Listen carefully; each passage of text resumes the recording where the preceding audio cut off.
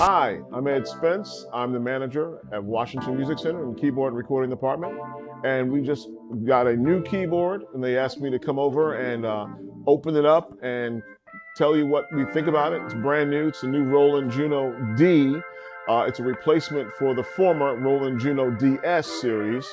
And this is just like, open it up, take it out of the box, plug it in, call Ed Spence, come over here, check it out, try it. So I haven't done a deep dive, but we're just gonna just look at it, observe and see what we're looking at. And immediately, I like it.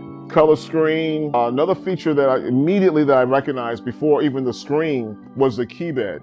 A lot of people had concerns about the old Keybed in the 61 version because the keys were actually a ½ inch shorter. And these are actually full length. They feel good. The second thing immediately that hit me was the sound. It's an upgrade. So, you know, you have the Phantom series, the Phantom O, and this is trickled down to the JUNO-DS. So those Phantom sounds are in here. And that's 100% better than the old system, in my view. Oh, that's nice. Let's see how I'm gonna use that. Let's go.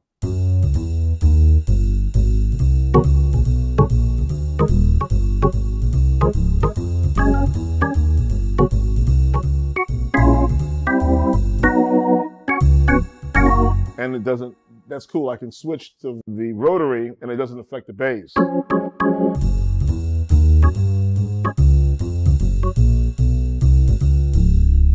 Bass play is fired.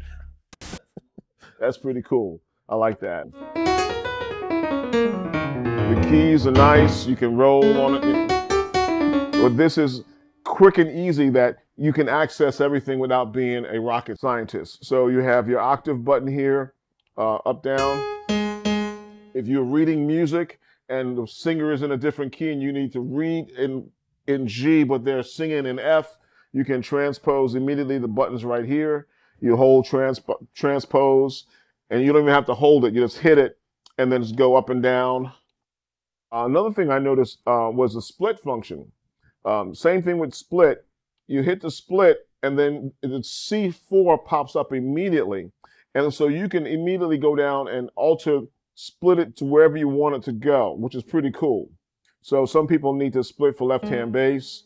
It comes up on the screen and you just hit the key and you can split point wherever it is. They carried over the single and dual mode. So when dual mode is a fatter sound.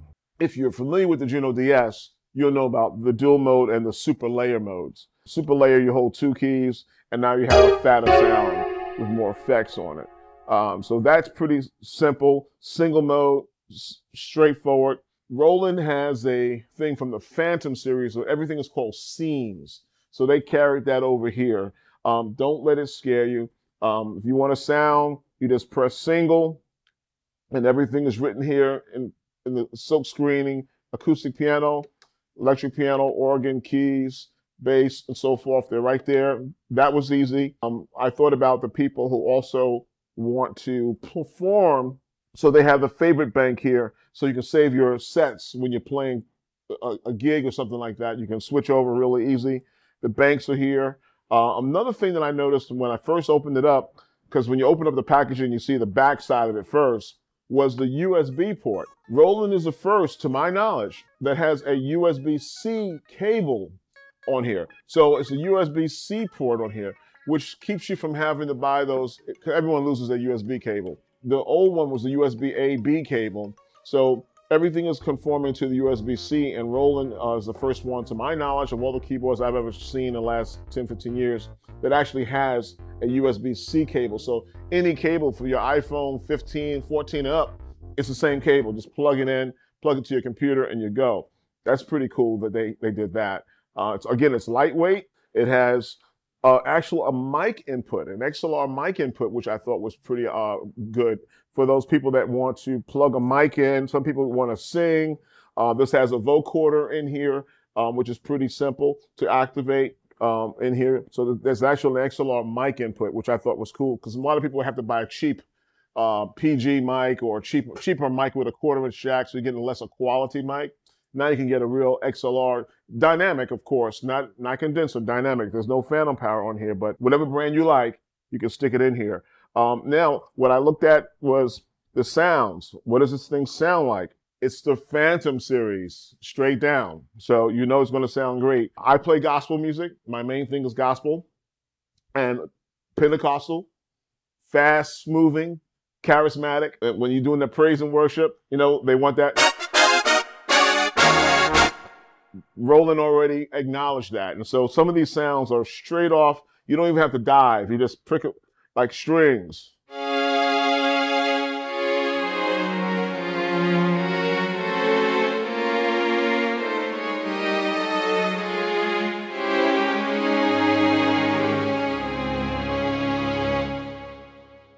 Chose the right sound for the application so that you don't have to think. And then with the way they brought things down from the Phantom series, once you pick a category, you just press enter, and now you see the full menu of sounds. You just use the knob here. It's not a touch screen, but it's a nice color screen, and it's very clear. You know, you turn the age I am, things got to be big enough so you can read them without glasses. And so this was pretty good. I can see this without having to get reading glasses. And then my categories are right up here. So once I'm in this menu, I can just scroll over to the different categories, and you see the lights switching as I'm going. So it's pretty cool. And I think it's bright enough that in a dark environment, you can still see. Some keyboards with the screen in some clubs, it's so dark, or if you're in a pit, you can't see certain things. So this, you'll be able to see clearly what you want. Yeah, they thought about everything on this. I'm pretty happy with it. I'm really happy with the Keybed because that was a big selling point. A lot of people wouldn't buy the keyboard because it didn't feel right. If the keys are shorter, because of the angle, the way you press, your fingers are higher up and it's harder to play. So now you don't have to worry about that. This is the right dimensions or schematics. And then I have my octave here.